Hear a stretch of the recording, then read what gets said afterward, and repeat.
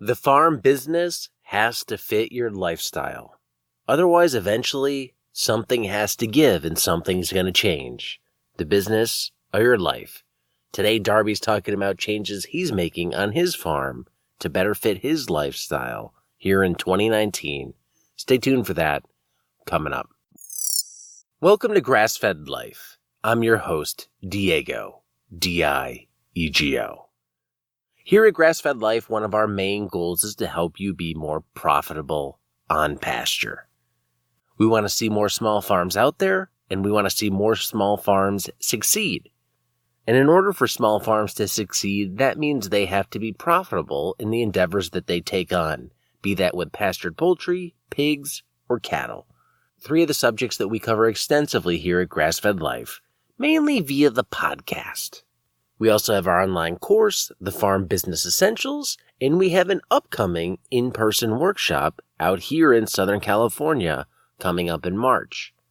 If you want to be a part of this very unique and exclusive in-person workshop hosted at Paul Greaves Primal Pastures, where you'll get a chance to see how they've grown their operation from one that started with just $2,000 to one that generates hundreds and hundreds of thousands of dollars each year in sales, then be sure to check out all the details for that and everything else that we offer at grassfedlife.co.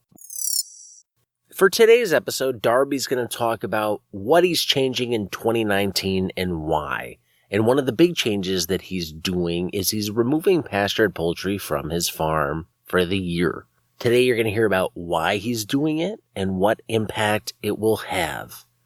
The big takeaway from this one is you have to design the farm enterprise that's right for you and your lifestyle. So let's jump right into it and hear how Darby's creating the right farming business for his current and present lifestyle.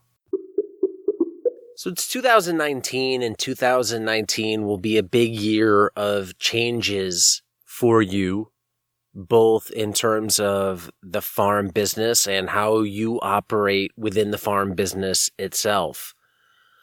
When you make any change when you have a business, there has to be a reason why you do it. Like, nobody's doing this stuff willy-nilly, so that's where I want to begin the episode today.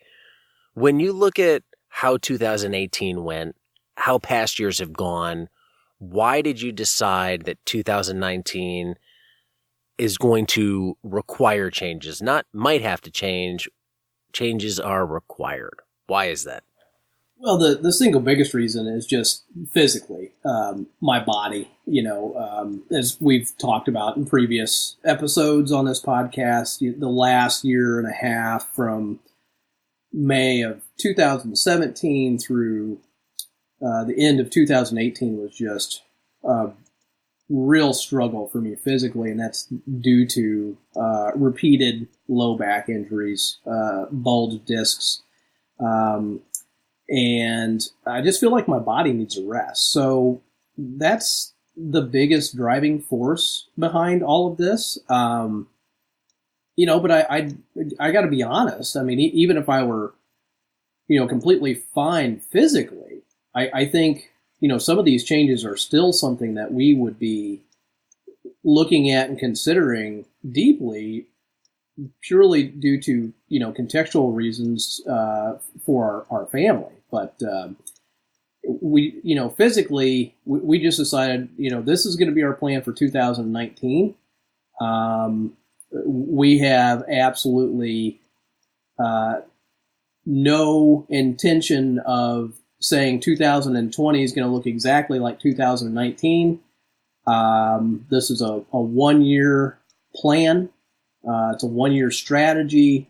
And then, like we do at the end of every year, when we get to the end of 2019, we'll sit down, we'll reevaluate, we'll discuss things, and we'll make moves from there headed into 2020.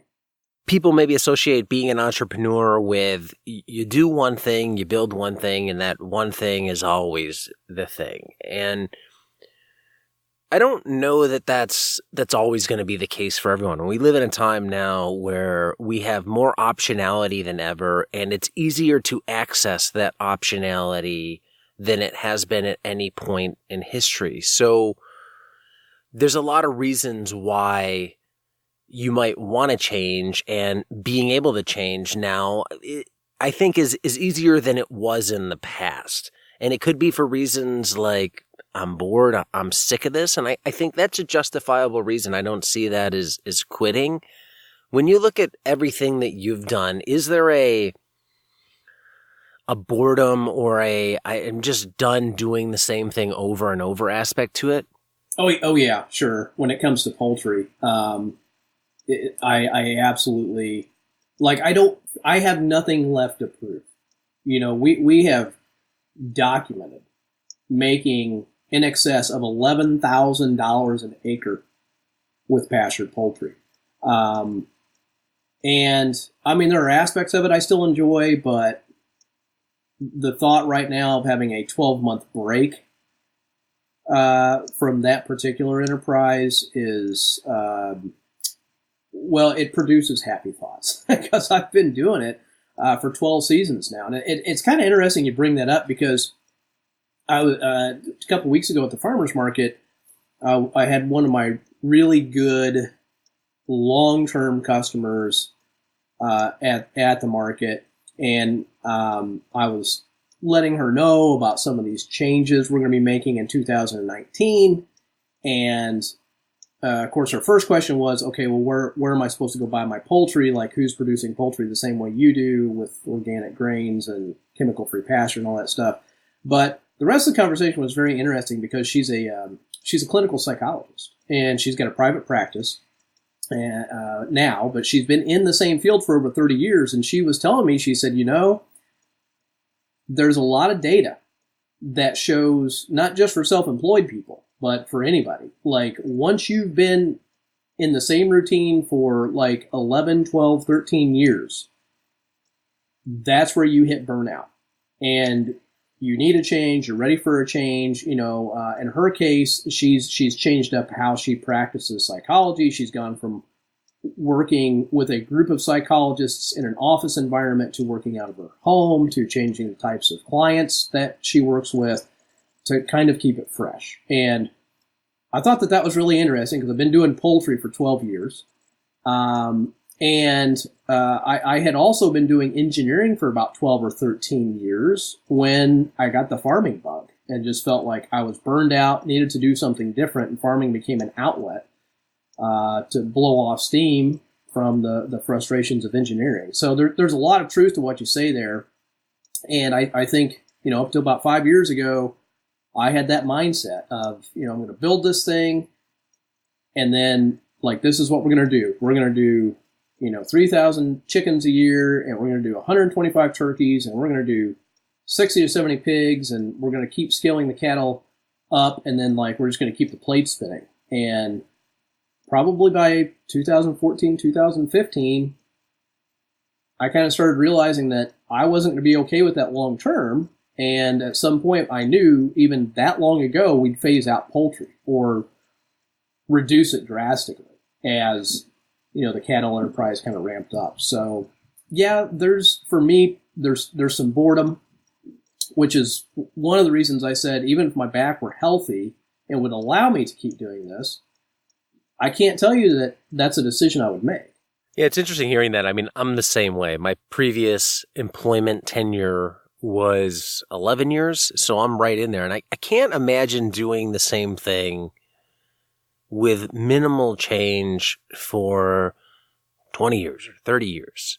And maybe that's just something in our psyche of as humans. We always had change around us and we had to adapt with that change. And once it gets just too static, it does lose some of that good taste that we experience in the beginning. And I think about changing something or moving on or parking something. And, I was raised with this idea that when you left something that you hadn't conquered or wasn't done, it was seen as quitting. And I think I took that the bad way, meaning I had this kind of fear of like, oh, if I leave it, I'm going to be labeled a quitter.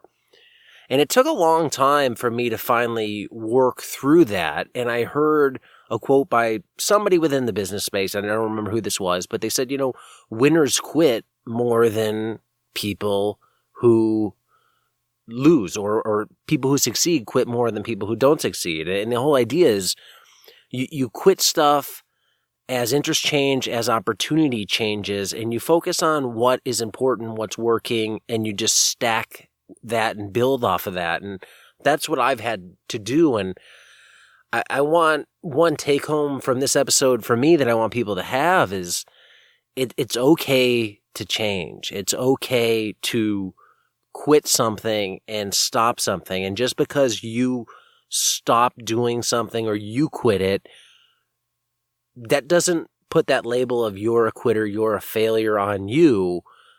Life could have changed. Circumstance could have changed. It wasn't working. And I think seeing this isn't working, I need a change is a better way of viewing it than I failed or I quit. Yeah, I think there's a lot of truth to that. And that's kind of how I feel. And I think internally, subconsciously, that's how I felt for really a couple of years. But until, honestly, maybe about 6 months ago, I honestly had this guilt complex of not doing poultry because somehow that was admitting failure. As silly as that sounds. But 8 months ago, that wasn't silly. That in my head, that was reality. You know, I was failing. I was throwing in the towel. But I've had a paradigm shift, and that's paradigm shift has been brought on because of, you know, physical limitations. Yeah, I think our businesses morph. I think they change. You know, through this, I have been thinking about, okay, well, what do the next 10 or 12 years look like? You know, what are my other interests? And I've got some ideas in the back of my head, that would still fall under, you know, quote unquote farm income, but they're very different than anything we've done before. I'm not exactly ready to go pursue those in 2019. I really need to give my body a year, I think, at least, to kind of heal up and regenerate. And, like I said, then we'll kind of shift our focus to 2020 and go from there. But stopping one thing, I no longer look at that as failure, particularly when it's successful. I mean, we're from a production and sales standpoint, profitability standpoint, I mean, we're walking away at the peak. And the thing is, if you've built something that works, and it works on many levels, it's not just profitability. Like there's a market demand for it. There's a good customer feeling around it. I think you have some pride around it. Like that's transferable. That's a skill that I think you can take to other attributes within the farm space or outside the attributes in the farm space. Sure, some people get lucky with the business. They hit it right place, right time, and it strikes. But businesses that succeed and last, eventually that luck wears out and it becomes a skilled operator behind that business. I think what that operator does can be transferred some other way. So if you feel like it's not working, I think you can take solace in saying, hey, I have a nice skill set and a lot of tools in my toolkit now that I could go apply to this new set of materials that life has given me. Yeah, it's as I've been contemplating, what am I going to do this year? Because, we're restructuring a number of things on the farm, which we'll get into. When I sit back now and survey my skill set, it's very broad.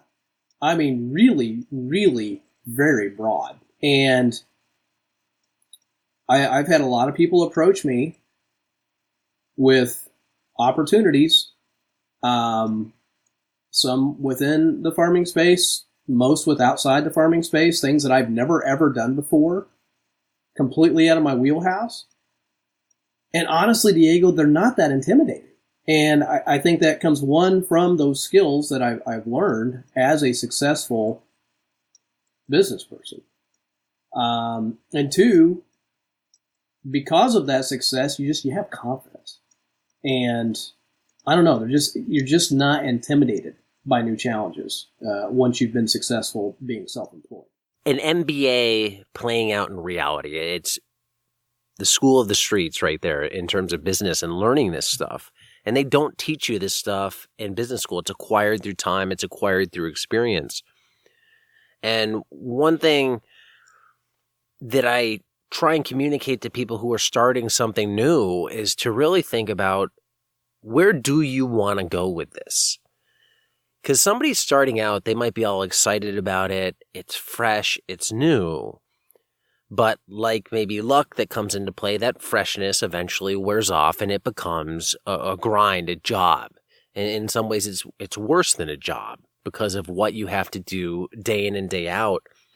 And where do you go at the end of that? Where do you see this business? Do you see yourself moving chicken tractors yourself for the next 20 years?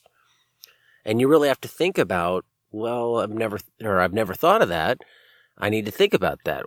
What can I do to think ahead? Do I have to build this business up big enough where I can hire somebody? Do I build it up big enough where pastured poultry goes away?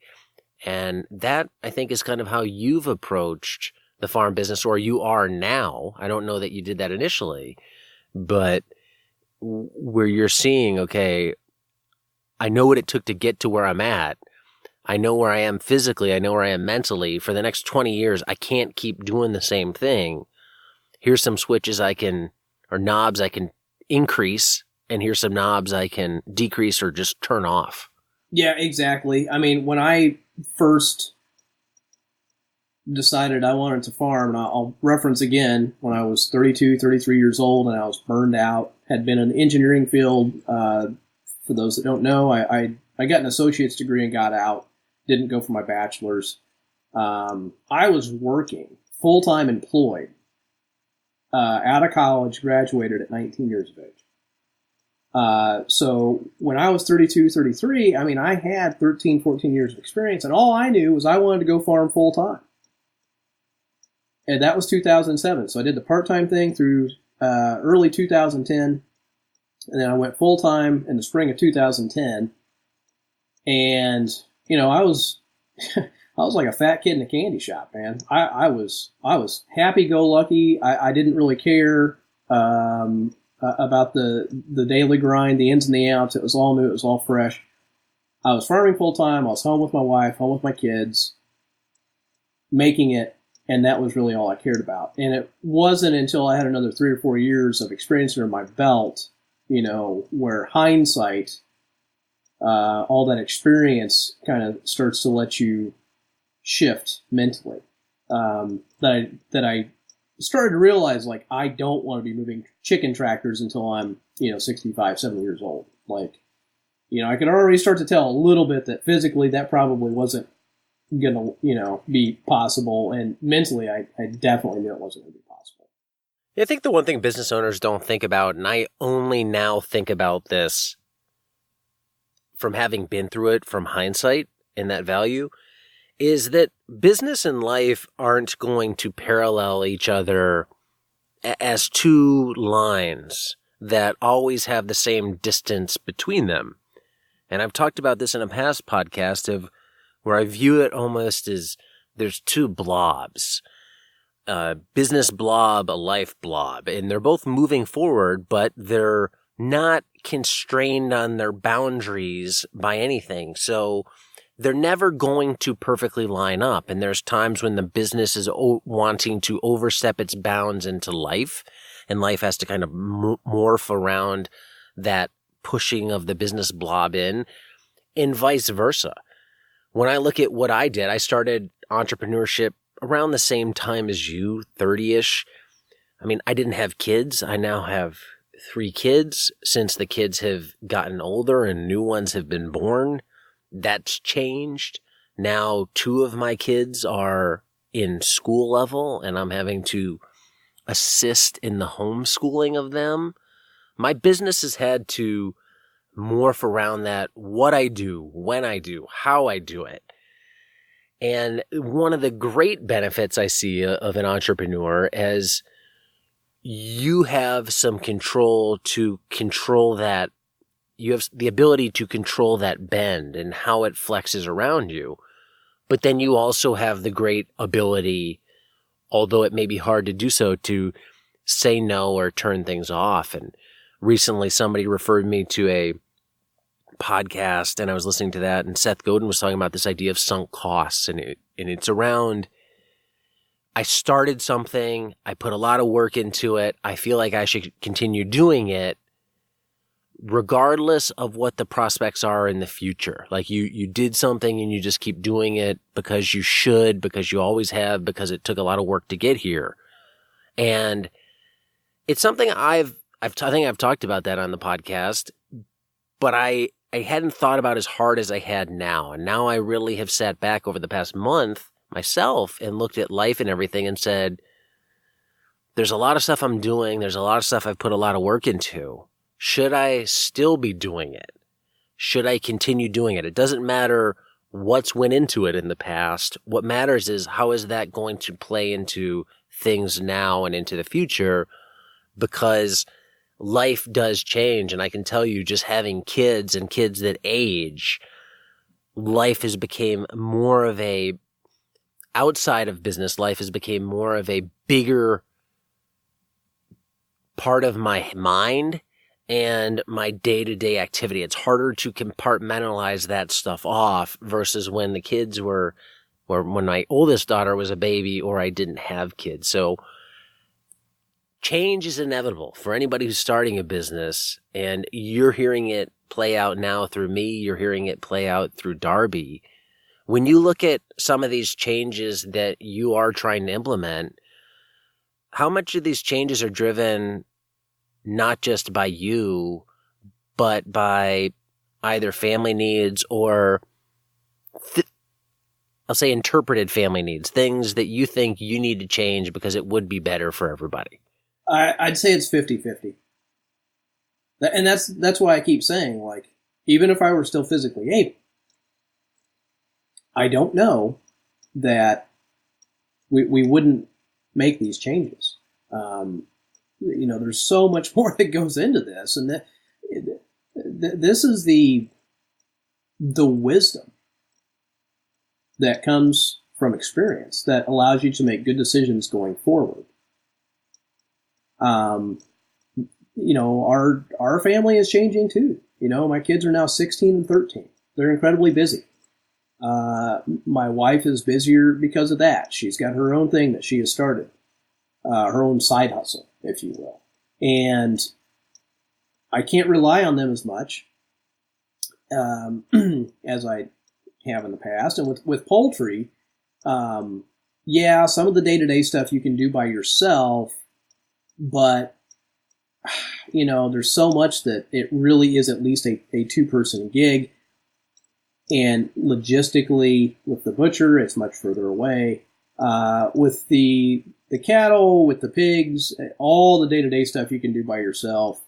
There are very few things that one person can't take care of on a day-to-day basis. And logistically, the butcher's a whole lot closer. That's one of the many reasons that poultry, at least for next year, or for this year. Let me back up here. Put a pause in there for editing. That's one reason that poultry for this year is, it's going to be on hiatus status. Other than we're going to produce poultry for ourselves. I'm not going to go buy chicken from somebody else, and I doubt we'll buy a Thanksgiving turkey from anybody else. So, we might have a little bit of overflow from that we're going to sell, but it's going to be very, very minimal. And again, so much of that is driven by changing factors. We talked about in a podcast that aired back last December when we're kind of reflecting on 2018, and some things would be changing in 2019. Like my kids are going to be traveling for basically 3 weeks in June. My wife's going to be gone for at least a week of that as well. So I'm going to be left here by myself. we're busy with pigs, we're busy with cows, we're busy with making hay. Like, that's a whole month out of the season where I wouldn't have any assistance. And even if I were physically healthy with my back, like, I don't know that I'd want to try and tackle all that by myself. So you're left with, you hire somebody, which we'll talk about here in a bit, or you tell your family, nope, sorry, your personal wants and desires are once again, for the 1,000th time, taking a backseat to the business, or you tell the business you're going to take a backseat to everything else, and that's the direction we're headed. And that's just one example, Diego. Probably 20 I can list in short order of just where that life blob, as you described it, is, coming into play and really kind of starting to push the business around. And that needs to happen. Where we're at as a family, like, that needs to happen. And we're at a point in life where we can allow that to happen. Yeah, this ties into something I talked about on the podcast recently. When you think about where you want to go with a business, I think people think, when I start a business, I'm building a business. But that's not always the case, because there's a lot of nuance in some of the wording there. And if I look at what you have, in a lot of ways, you've built your own job that you own, because it is very Darby dependent. It's you dependent. Currently, what I do with Paper Pot, there's a business there, but it's a job in many ways, because so much is dependent upon me. And the older I get, the more I hear about you having physical troubles, the older my kids get, and the more I want to have the ability to step away, then I realize the importance of thinking farther down the line, the 10-year plan, like I talked about before, the 20-year plan. Do you want to be moving your chicken tractors 20 years out, even though you're in year one of your business? And how you need to think about that is, are you building a job? Are you building a business? Can you get your thing big enough to hire someone eventually? Because a business that can't scale enough, or doesn't scale enough, or you don't want to scale enough, is a job. You're dependent upon it. And I look at what I do and I realize, man, I have to grow this thing and grow it to be big enough where I can eventually hire people, so I can walk away, I can step away. And it's a hard thought, because there's a little bit of clashing of worlds there. Part of me likes the idea of it being small, compact, flexible, I can work from home, all those things. But there's a bag of downside that also comes with that, meaning I'm working at home by myself. If I have to work on Sunday, I'm working on Sunday. If something has to get done, it's me.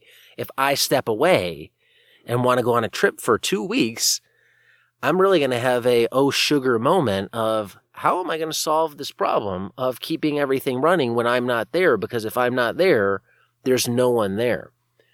So I've essentially painted myself, and in some ways in a corner of, you got to make this thing bigger. It has to get big enough so the pressure can be taken off you to be you there all the time. And a farm business is no different.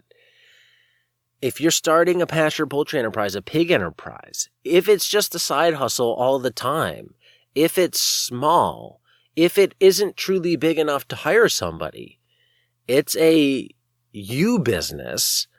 And I mean, we hear the struggles that you have with a you business, or, a job that you own. And I know you're trying to change that. Going back to the beginning, if you had changed it differently, would you approach it differently to go more of a have employee route versus own my job route? Possibly. I think this is the one difficulty that that farmers face that other entrepreneurs don't. And I do not mean to belittle any other business out there. But case in point, if you hire somebody to help with paper pot, I mean, they're getting onto a computer, they're printing out orders, they're printing out labels, they're constructing boxes, taping those up, packing the orders, taking them off to FedEx. There are many, many, many people that can fill that role. And if somebody doesn't work out or someone quits, I think it's pretty easy, in the greater scheme of things, to go find somebody to replace that person that didn't work out. When it comes to livestock farming, and really vegetable farming to a great degree, but particularly livestock farming, like getting somebody that will come do this in and of itself is a little bit difficult. Finding somebody that's going to do it well and stick with it, I think there's a pretty big curve there. And I'm not saying you can't do it, and I'm not saying if I had it to do over again that I wouldn't try.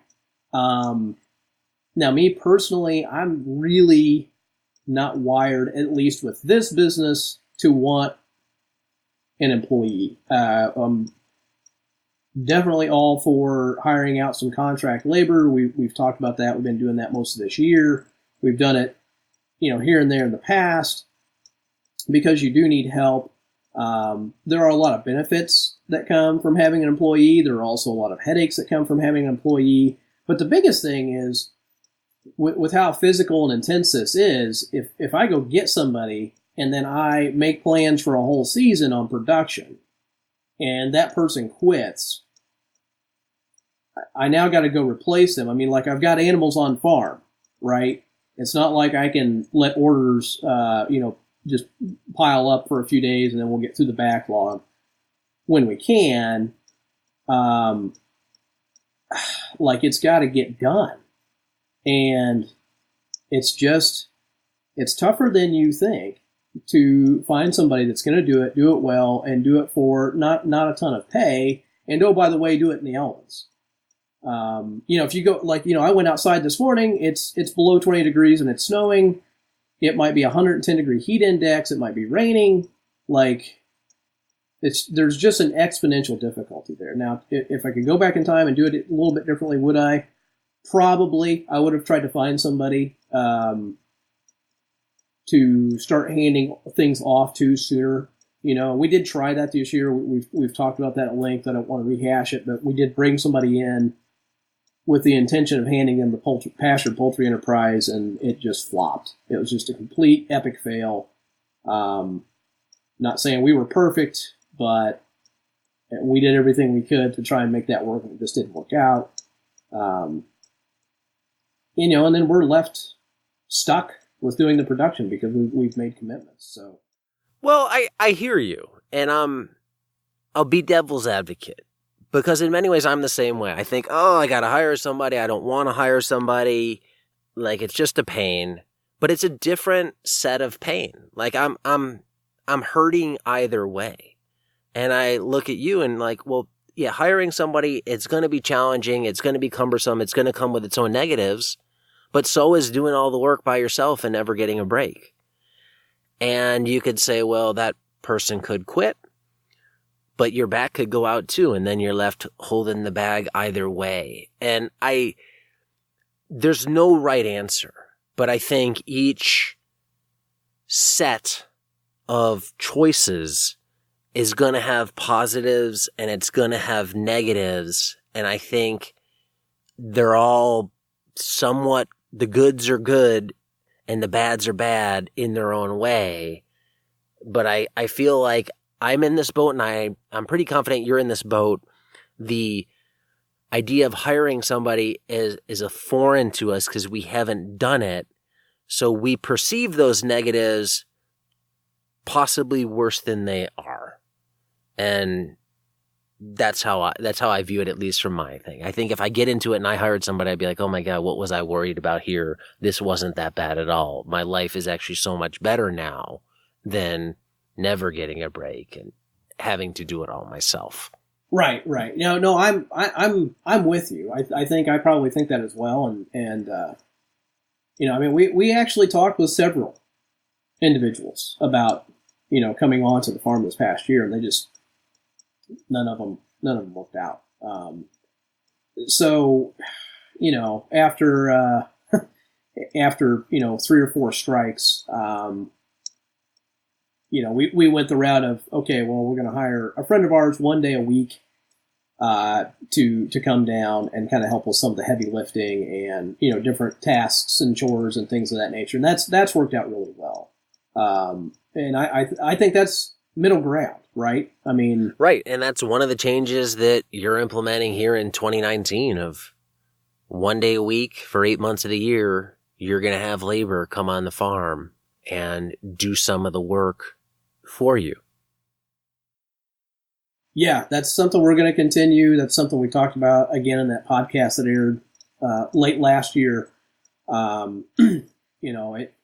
It wasn't as difficult financially. That was probably my bigger concern. Having that $400 or $500 a month that we were spending on that labor, that was not as hard financially as I thought it was going to be. And boy, it sure was nice just handing somebody a list, and then just having to follow up and make sure that things were done the way you wanted it to be done, making changes, things of that nature, and being able to rest and really being able to focus on things like marketing and customer service, and that's again something we're going to continue in 2019. And we've got that line item that's going to cost us probably $4,500, $5,000, but we can plan for that on the front end and know that it's going to happen. And if you plan for it on the front end, then it doesn't feel so bad on the back end. And these are farm tasks that they need done. Don't get me wrong. But in this scenario, if he can't come down 1 week, nothing's going to die. The farm's not going to stop. Nothing's going to implode. This is the equivalent of a pressure relief valve. Okay, that's going to just kind of take some burden off of myself and Randy. And in a way, you're getting a big labor bump next year, because even though that person is only coming 1 day per week, you're also, as you mentioned, deleting pastured poultry. So you have additional labor on farm and you have a lot less regular work on farm. So I think just that addition and subtraction, the physical workload for you is going to be a lot less, or it's probably going to feel like a lot more than it actually is.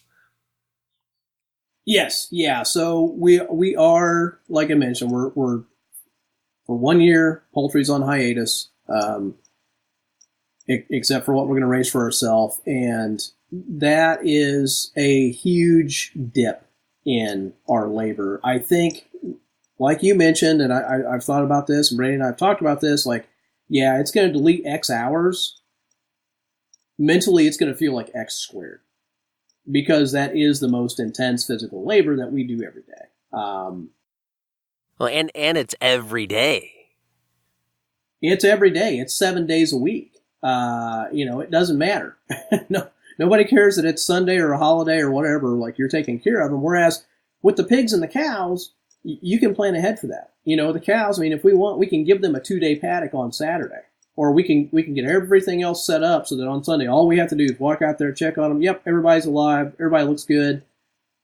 We open up a wire, rotate them through, move the water. Boom, we're done. We go back, we check on the pigs. Boom, we're done. It's like 30 minutes. That's the labor for a day. We can actually get that to that point for 2 or 3 days out of the week.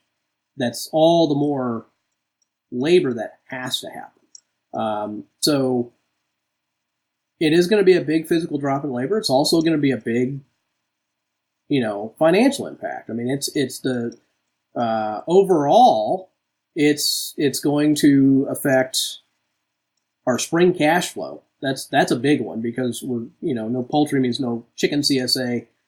That's about $7,000-8,000 that we've typically had come in the month of February, beginning of March. That helps us not only cash flow poultry, but helps us cash flow other things, other projects, other purchases. And obviously it's going to affect our summer and winter retail sales. Overall, it's going to be a drop of about $50,000 in income. That's gross. All these figures we're talking about are gross, not profit. So 50,000 in gross, it's, just spitballing, it's easily $30,000 in net income for the year that's going to impact us. That's a big chunk of money, especially for a farm business that is relatively small. I mean, you're not Purdue. So it is a big impact. How do you look at that and look past the finances? We've talked a lot about this as, hey, like, I need to make these decisions for my body. I need to make them for life. But there's always that nervousness around, like, yeah, I need to do it, but man, if I cut 50, this is what life is going to look like. And I think the challenge a lot of small entrepreneurs face is I don't have a lot of cash flow coming in. So every bit of cash flow I look at is super important. And it's kind of like, to hell with the rest of life. Like, the rest of life doesn't exist if I don't get this cash flow in because I need it to survive. Now, you're past that. But I do think that is a struggle that smaller or earlier stage entrepreneurs face. Nonetheless, $50,000 gross, it's significant. How do you mentally and realistically plan for that drop off? Yeah, it's significant. I mean, that's, to put this into perspective, our gross sales in 2018, we were a few $1,000s over 200,000 in sales. So this is effectively 25%. The farm, basically, Diego, it's been about an income and a half, if you will, or maybe an income and a third. It's been enough for us to live on fairly comfortably, which is the goal, right? I mean, we don't want to struggle. Of course, everybody has financial struggles from time to time. I don't want to make it sound like it's all, roses and lollipops. It's not. But it has allowed us to live and be together every day as a family. What this means, at least for 2019, is that, we're going to have another income stream. A dependable income stream. And we're still kind of sorting that out. Like I said, I've got a lot of opportunities. There are things I can go do, phone calls I can make. I can have income in a couple of days. So for me, that nervousness meter on a scale of 1 to 10 is about a 0.5. And again, part of that's because there's a lot of opportunities that I have, things I can go do, things my wife can go do, which is something we're exploring. Like, maybe it's not me that goes and gets, off-farm income. Maybe it's her. The other part of that is, I've been self-employed for so long, like, you'll figure it out, which that sounds cliche. It sounds like I'm sweeping it under the rug. But it just, again, it's not that intimidating because we've been through harder, worse financial struggles in the past. So, but yeah, the short answer is, there's going to be some additional income that comes off farm, most likely. Yeah, I think the you'll figure it out thing is, I don't want that to go undernoticed. Because I agree. I think when you're successful doing something with a track record, doing it for a long time, things tend to just work out. This isn't a catastrophic failure that hit you. It's not a black swan that came in from the outside and you aren't prepared for it. I mean, you're planning for it. You have optionality. you and your wife are both open to outside employment, there's options. I mean, it's much better to be in your spot than somebody who just had a corporate job and walked into work on Monday and said, today's your last day. Exactly. And this is something we've been thinking about for months, right? So mentally, this is not a big curveball. Given that you're having less poultry production, that's a lot of volume of product that you sell for a big chunk of the year. How does that affect farmers markets going forward? I mean, now you have a lot less coolers, you have one less item for sale, and you have, I would think, I mean, is this accurate that poultry is one of the largest sellers you have just in terms of units sold per year? It is definitely one of the more popular items at the farmers market. Like, it's, we sell a lot of chicken. Now you'll see everything's cyclical. 2018, definitely we sold a lot of retail poultry at the farmers markets. I mean, there were days where poultry was 50% of the sales at the farmers markets. So that's, there's going to be probably a dip there as well. We do have less stuff to take. So, there's another change we're going to make, and we're actually going to delete one of our 2 summer farmers markets. And, the impact there is that, that's a loss of roughly about, 15,000 in retail sales during that 6-month period. This is our secondary market. It's a solid B market for us, but it's nowhere near our primary market. I mean, our primary market, it's not uncommon to see it do triple on a Saturday what this other market does, and it does triple in a 4-hour time span, where the market we're going to delete is a 5-hour time span.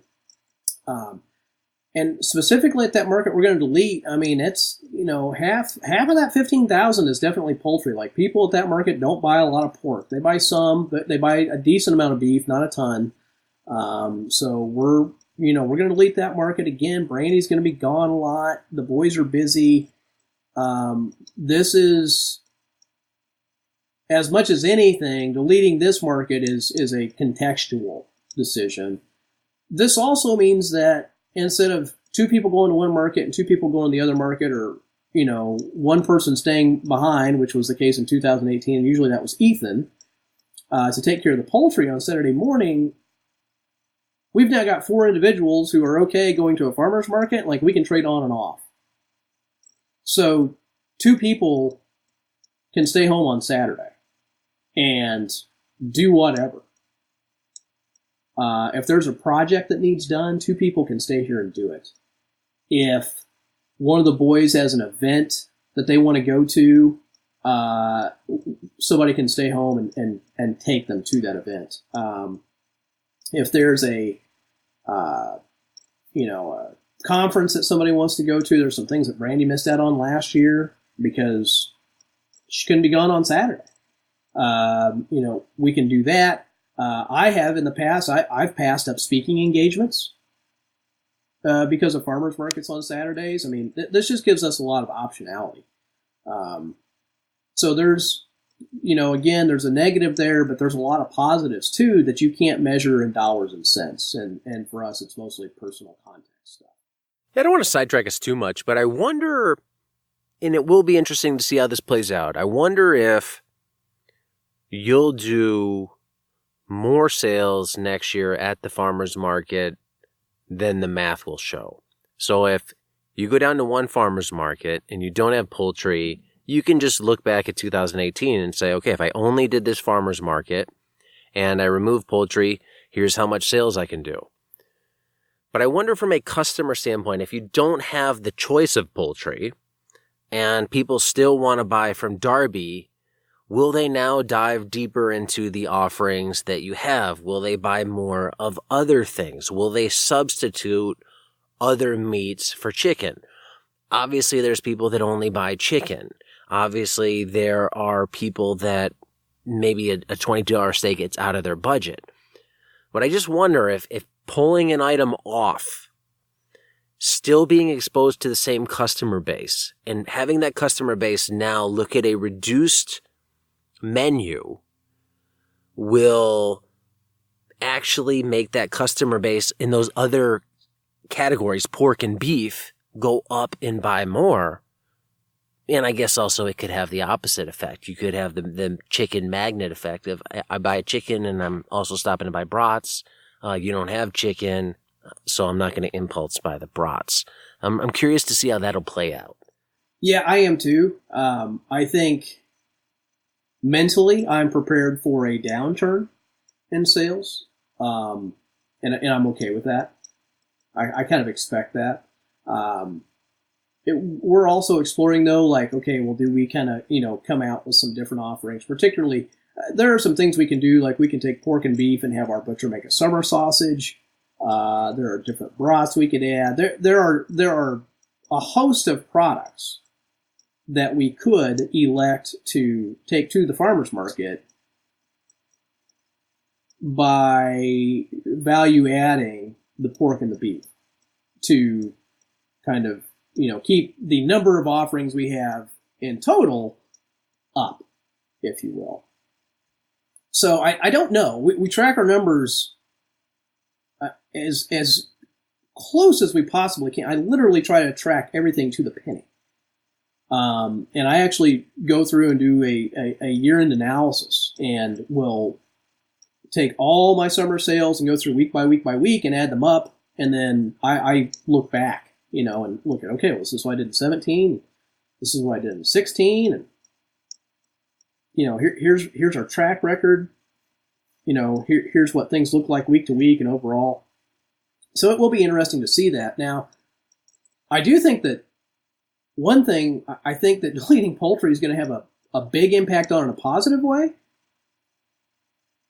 is I think we're going to sell more bulk beef and pork, because I think people are going to have a knee-jerk, and maybe they've only been doing poultry, or maybe they've been doing poultry and half of a pig, and now I can see them, like, they weren't doing pork or beef before, so maybe they do half of a pig and a quarter beef, or maybe they go from a half pig to a whole pig. I do think we're going to see that.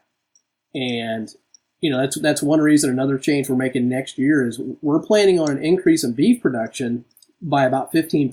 Now, we're going to have some additional pasture that we can graze, and, assuming we get decent rainfall, assuming normal production levels, we think that's a very safe bump. And, the impact there is that we're going to have an increase in spring cash flow that's going to kind of help offset that decrease in poultry cash flow. It's also going to require me to have some, better grazing management. Not that my grazing management is terrible, but you've always got room for improvement. The big impact, though, is it's going to give us a whole lot more fall cash flow. And this is one of the reasons I say we're going to have some off-farm income. Our beef production next year, it's going to go up. We're going to get a bump in October by probably at least $10,000. It could be as high as 12 or 13.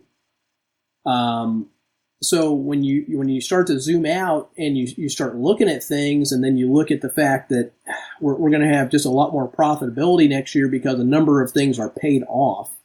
Our cow-calf pairs are paid off.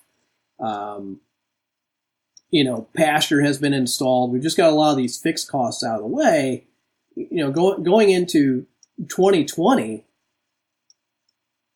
like if we decide not to do poultry again, it's going to be much less of an impact financially because the beef is going to be so much more profitable. But the profitability next year from the beef, it's going to come in the fall. And that's one reason we're going to have some sort of off-farm income or a different type of on-farm income than we have currently. To kind of, you can't just look at January 1st to December 31st. Cash flow management, like if you want to talk about a nuanced art, that's it. I mean, it is, you can do everything else right being self-employed. And if you don't manage your cash flow, you'll put yourself out of business so fast, your head will spin. 100% agree. I mean, that's one of the things I deal with right now. I look at my sales numbers. I look at what cash I have on hand, and, an outsider would say, what's going on here? And certain things suck up a bunch of cash, and it's seasonal, it's timely, and it's just one of the challenges that you have to face. And until a business gets big enough that you can build up a nice reserve of cash, you have to manage the business around cash flow requirements and needs. And when you're an entrepreneur, one of the needs comes from life. So to try and make a change to your business that upsets regular cash flow can have many ripple effects beyond the business. You're looking to overcome that. You drop that summer farmers market, you're also scaling down on a winter farmers market. And knowing some of the things going on at your winter farmers market, is that such a bad thing? No, I don't think it's a bad thing. And it's not that we're not going to drop our winter farmers market. My guess is that we'll do 1/3 to 1/2 of the winter farmers market. Again, there's a number of things going into this decision. First of all, we're going to have less product. We're not going to have the poultry sitting in the freezer that we normally sell all winter. I expect we're going to have less pork, and frankly, I expect we'll have less beef. Now, that's not to say we're not going to have anything. We will. So we've got some flexibility there. We've been at that farmer's market. Currently, we're in our 10th season at that farmer's market. Now, with all these farmer's markets, there's one thing you got to understand. There's the numbers drive all these decisions, but they're also very strategic. My main summer farmers market that we do so well at, if I ever leave that market, I'll never get back in. I mean, never say never, but I'm 98% sure I'd never get back in. And it is the best summer farmers market in central Indiana, period. The summer farmers market we're dropping, if we decide in 2020 we want to go back, or if we decide in 2023 we want to go back, we can get back in very easily. And that market also, your tenure, you accrue points. And even after you leave, not all those points fall off, and that's how you select spots there, and you can get your points built back up pretty quick over the course of 3 seasons or so. So that one's easy to hop back into. We're going to keep one foot in the winter farmers market. There's a chance if we left that one wholly, we'd never get back into it. I don't want to make that decision going into next year until we kind of, sit down at the end of 2019 and say, okay, this is what 2020 is going to look like. So I want to keep some options open there. That also, if we do, a third or half of that market, we've now got some Saturdays where nobody's going to a farmer's market, which honestly, Diego, is a foreign concept. I don't, and Brandy's the same way. She's like, I don't know what I would do with myself. If we had a 2 or 3 month stretch where neither one of us had to go to a farmer, we'd probably still go so we could shop because we're so used to buying all of our food locally that we possibly can. But yeah, that's an impact financially. If we cut that back, that's about, probably about a $10,000 to $12,000 downturn in sales. Half of that number's in poultry. And most of that is going to come in, that January, February time frame. That's typically, those are our best 2 months. But again, we could have 3 to 4 months with no farmers market. If we do half to third, chances are I'm probably going to say, let's just go every week, commit to half of the season, but we're going to do the first half of the season, and then if and when we sell out, we can pull out early, or when our time's up, we'll just sit on what we've got, sell it a la carte from the farm, whatever. Yeah, so less work there, and across the board, no chickens, holding pork steady, a slight increase in beef production, hiring labor on the farm. There's a lot less hours into the farm next year. There's a lot less physicality into the farm. To wrap this all up, to bring it home here, overall impacts, what are the big ones for you that really stand out? Overall, we've got about a loss of $50,000 to $55,000 in gross annual sales. Again, we're going to make that up with some off-farm income, maybe some different on-farm income. I've kind of calculated, this is between, Brandy and I both, this is going to save over 1,200 physical labor hours. So when you start to look at that, that means like one person could go work off farm or doing something differently 3 full days a week, maybe 3.5 days a week. I mean, that is a lot of labor that this frees up.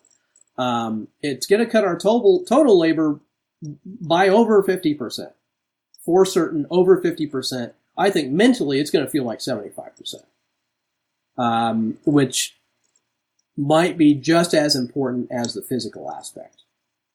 And again, this is a 1-year plan, so we'll reassess. That gross income's going to drop by about 25%, but we're just not that worried about it. I think one of the big things I'm looking at, Diego, as a business owner, as an entrepreneur, and as a teacher, because we talk a lot about this in the course, like making sure you're paying yourself well per hour. We've invested a lot of time, a lot of sweat into infrastructure, a lot of money into infrastructure. We now get to leverage this infrastructure. We get to leverage this thing we've built without having to add to it, without having to pour money into it. And one of the biggest impacts I see is a major, major increase in how much money we're going to earn per hour with the things we are doing on farm. Our profitability per hour with the pork and the beef is going to skyrocket. And I really don't even want to hazard a guess as to what those are going to go up to. Check back 12 months from now, I'll let you know. How much those went up. I think we also are going to have a major increase in our happiness factor. That's something, again, that can't be measured in dollars and cents. I'm at a point where, we've been humping it for 12 seasons. We've been successful. We've worked hard. We're now at the point where we can take a step back and say, you know what? We can make these decisions for reasons other than money. And that's a darn nice place to be. It's going to mean things like taking summer trips are a lot more feasible. We've only got a couple of years before our oldest is going to be out of high school. And there's a couple of summer trips we'd really like to take. Knowing that we can schedule somebody in advance to come over and do easy stuff, for 30 to 60 minutes a day, check on the animals. It makes things like that so much more feasible. I've talked a lot about the physical and mental rest. It's going to be interesting to see how we feel at the end of 2019. I think that's a big impact. We're going to have every Sunday off. Literally, other than going out and doing that 30 minutes worth of work that I mentioned, we're not going to have any work on Sunday. And getting one full day off a week is going to be enormous. So if we want to laze around, if we want to go to an art fair, if we want to go to a baseball game, we can do that. And it doesn't impact anything. Again, I mentioned earlier too, we're going to get every other Saturday off from the farmers market in the summer, or maybe I'll feel re-energized enough that I can go every Saturday during the summer, and one of my 3 family members can go with me. Just so they get even more rest, they get more time to focus on what they want to do. Have you ever done a farmer's market with Brandy? Just you two? It's rare. It's really rare because we're the only 2 that can drive. Now Ethan's getting real close. We've done date Saturday at the market. It kind of feels that way in the past when we've gone to a farmer's market together. It's kind of like, hey, this is our date is to go work together. And, if you're nice to me, we can stop and get Jimmy John's on the way home. That's our date on Saturday. Yeah. So those are the big impacts I see. And then again, potentially a nice long stretch in the winter where we're not doing a winter market at all. We don't really have anything other than cattle here. So, yeah. Well, a lot of them, and ones that transcend the business. And I hope this conversation helps people think through not just where they're at in their business, but where they want to go with their business. Because it's conversations like these and ones that individual business owners have with friends, mentors, the people in their lives that can clear up some of these issues. And I think a lot of business owners like to sweep this stuff under the rug and not pay attention to it because it's not on a spreadsheet. And this isn't something that you're going to hear in a Joel Salatin book, or you can pick up a book and get an answer to, because the answer is you specific, meaning whoever's hearing this specific. So there isn't a reference. If you enjoyed this conversation and you want to learn more, Darby and I have an opportunity for you to learn more. Darby and I are hosting a 2-day mastermind event here in Southern California, co-hosted with Primal Pastures out of Murrieta, California. It's going to be 1 day of in the field curriculum with Paul Grieve of Primal Pastures, talking about everything that they do to scale their farm business and how they got there. And it's truly a business. That's a farm business that hires or that employs multiple people.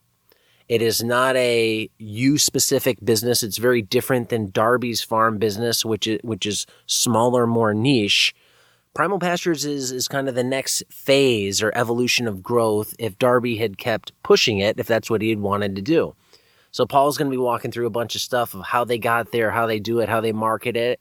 And then the other day will be a mastermind event with Darby and myself.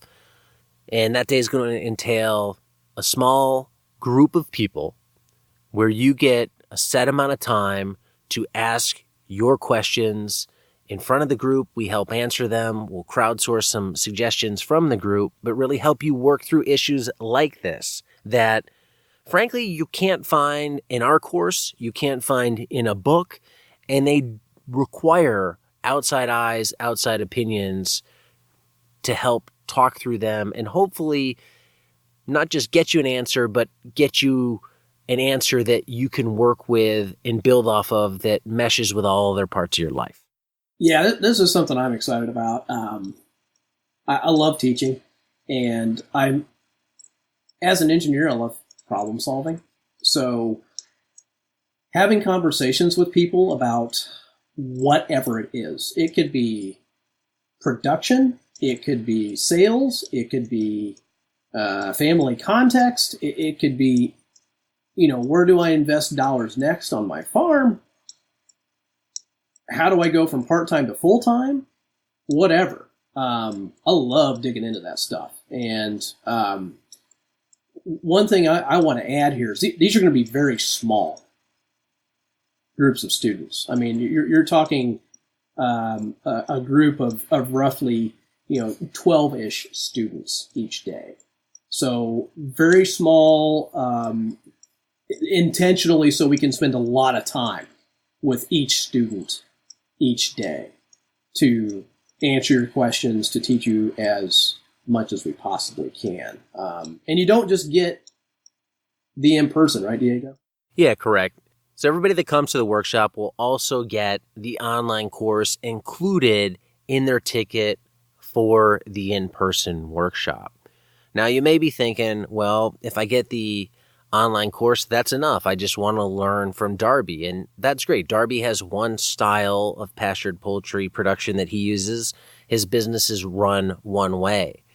The benefit I see on the production or the business side is you're going to get a very different view of things from somebody who runs a similar business, just in a different way, in a different market, at a different scale.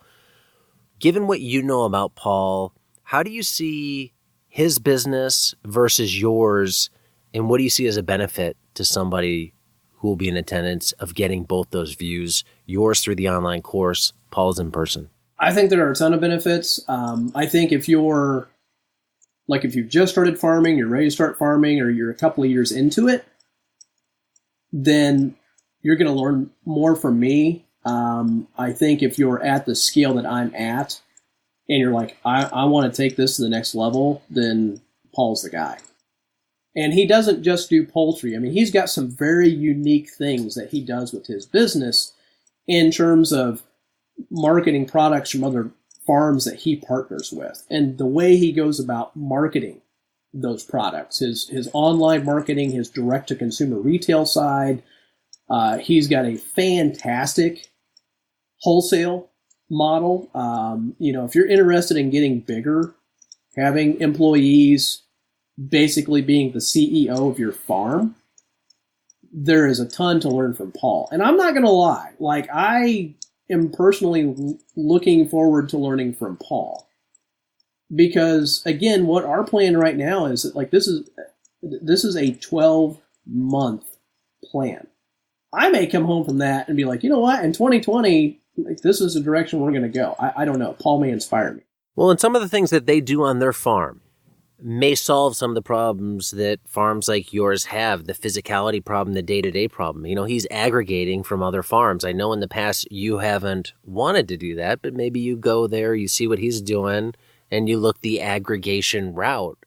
It's less physical, it's shelf-stable, it's something that you could hire out probably easier.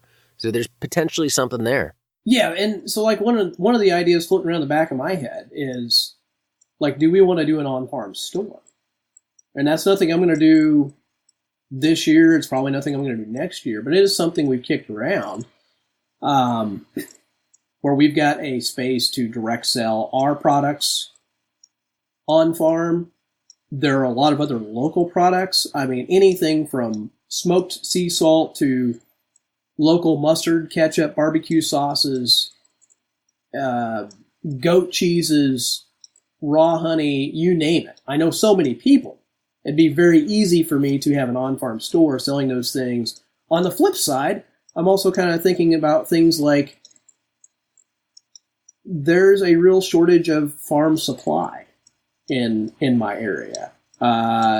Things like fiberglass hay feeders and grazing supplies. There's not a local rep for one of the seed companies I use. So there's kind of a two-pronged attack there, and those are kind of some of the things I'm interested in learning from Paul, particularly on the business side. Paul's a CPA, for those that don't know.